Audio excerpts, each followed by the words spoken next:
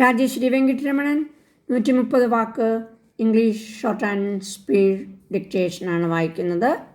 Subscribe ചെയ്യാത്തവരാരെങ്കിലും ഉണ്ടെങ്കിൽ subscribe ചെയ്യുക, comments അയയ്ക്കുക. ഓക്കെ, നമുക്ക് തുടങ്ങാം. Friends, I think it was a very good idea to call this conference, and I am especially glad that you are treating the subject in a much more practical way and getting down to brass tacks. That is how to implement the decisions which we have taken. Many of these decisions, as probably the Congress President has told you, are not new, but we take the decisions and then we expect them to get translated into action by themselves, as if saying means that it is done. But we all know that between the saving and the doing is a great deal of concentrated, united hard work and determination. Now this is what we have not done. When we abolished untouchability, our constitution, it was taken for granted that this is done.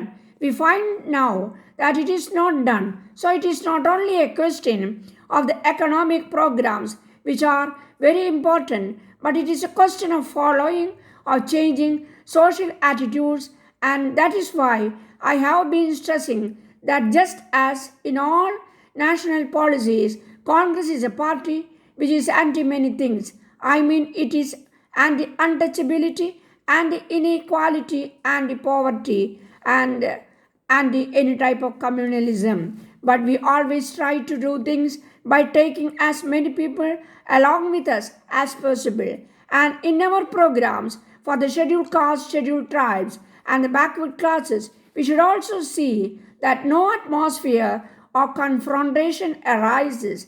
I am specially mentioning this because I don't know what is happening in other states, but reports from my own state, Uttar Pradesh, are that a situation is arising where people feel, even though the programs for the Harijans are not being implemented, that an atmosphere of confrontation is developing which can be counterproductive. That is why they won't allow the program to go forward, and in that not only will the Harijans suffer, but everybody will suffer. So, how we do a thing is as important as the actual achievement.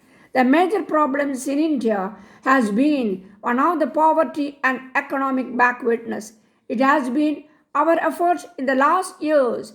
It has been the effort of the Congress since its very inception, which is nearly 90 years ago, to abolish poverty and bring about greater equality, and Mahatma Gandhi realized even then that this cannot be done without the eradication of all the social evils. Casteism has been perhaps the biggest factor in isolating India from scientific thought, rational thought, and development. That is why he attacked caste, and Congress also feels that this is one of the things which has to be dealt with. Now, the problem is that everybody considers these matters in abstract terms. Caste is bad, but individually, what does each one do? Do we see that in our families we will break through these barriers? Do our young people, are they modern enough? Some of them are very modern in their dress and other habits, but are they modern enough to feel that this is an outdated thought or conception, and that must be removed, whether it is a marriage or meeting people or anything else. Every now and then there are proposals that people should not use caste names. Some people have dropped it, but it does not make them feel less caste conscious.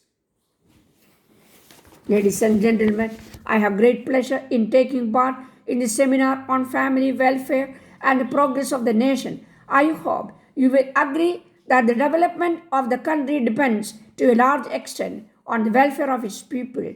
This means the government should take care of the welfare of the families, without which the country cannot make progress. Therefore, I have no doubt that this is an interesting subject for debate at the present moment. When we talk of family welfare, we have to take into consideration the economic position of families.